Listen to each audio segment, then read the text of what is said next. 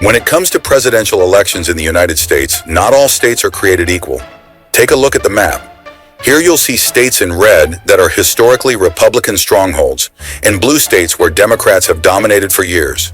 But those gray states in between, those are the swing states. In these states, Pennsylvania is the largest one.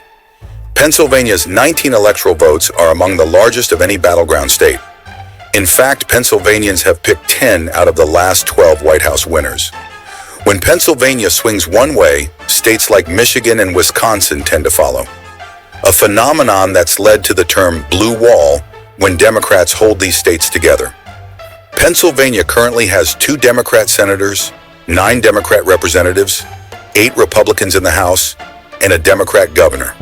Former President Donald Trump and Vice President Kamala Harris are neck and neck in Pennsylvania. According to 538's polling average, Harris holds a slim 0.6-point lead over Trump, with polls showing both candidates virtually tied.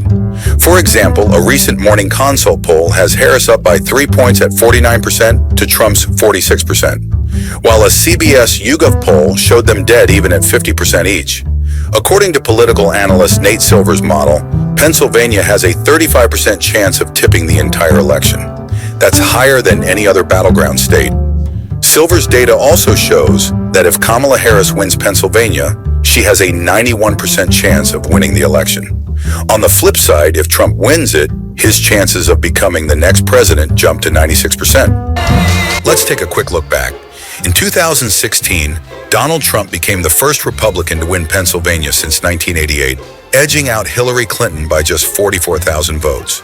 But in 2020, Joe Biden, originally from Scranton, Pennsylvania, managed to reverse the trend, winning the state by around 80,000 votes and securing the 270 electoral votes needed for victory when the press called Pennsylvania in his favor. The state's geography is key to understanding why it's so fiercely contested.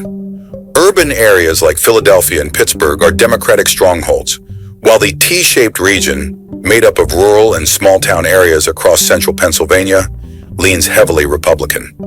Winning Pennsylvania comes down to who can maximize their turnout in their strongholds while competing effectively in the suburbs and smaller counties. One reason this race is so tight is the evolving demographic landscape in Pennsylvania. The state has a large share of white working-class voters. Nearly 75% of the population is non-Hispanic white. This group tends to lean Republican, and in 2020, Trump won them by a 12-point margin. However, Kamala Harris has made inroads with these voters, trailing Trump by only 3 points in recent national polls, much closer than Biden's performance in 2020. This narrowing gap could make a huge difference in 2024, as Trump's lead among this key demographic shrinks. But it's not just about the polls, it's about the issues. According to the CBS YouGov survey, 82% of Pennsylvania voters say the economy is a major factor in their decision, followed closely by inflation at 78% and the state of democracy at 70%. These numbers line up with national trends where economic issues are front and center in voters' minds. Trump has focused heavily on attacking Harris for her previous endorsement of a fracking ban, which is a big deal in Pennsylvania since the state is the second largest natural gas producer in the country. During a recent debate in Philadelphia, Trump repeatedly criticized Harris's stance on fracking, while Harris clarified her current position, stating that she's not in favor of a fracking ban, echoing her comments from the 2020 vice presidential debate. I will not ban fracking. I have not banned fracking as Vice President of the United States, and in fact, I was the tie-breaking vote on the Inflation Reduction Act, which opened new leases for fracking. Fracking? She's been against it for 12 years. If she won the election, the day after that election, they'll go back to destroying our country, and oil will be dead, fossil fuel will be dead, we'll go back to windmills, and we'll go back to solar, where they need a whole desert to get some energy to come out. You ever see a solar plant? This issue could be crucial in winning over Pennsylvania's energy sector workers and rural voters. Remember, no Democrat has won the White House without Pennsylvania since 1948.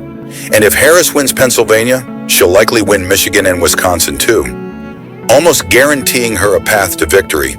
Trump, on the other hand, needs Pennsylvania to shore up his chances, especially if he holds on to states like Arizona, Georgia, and North Carolina, where he currently leads in the polls.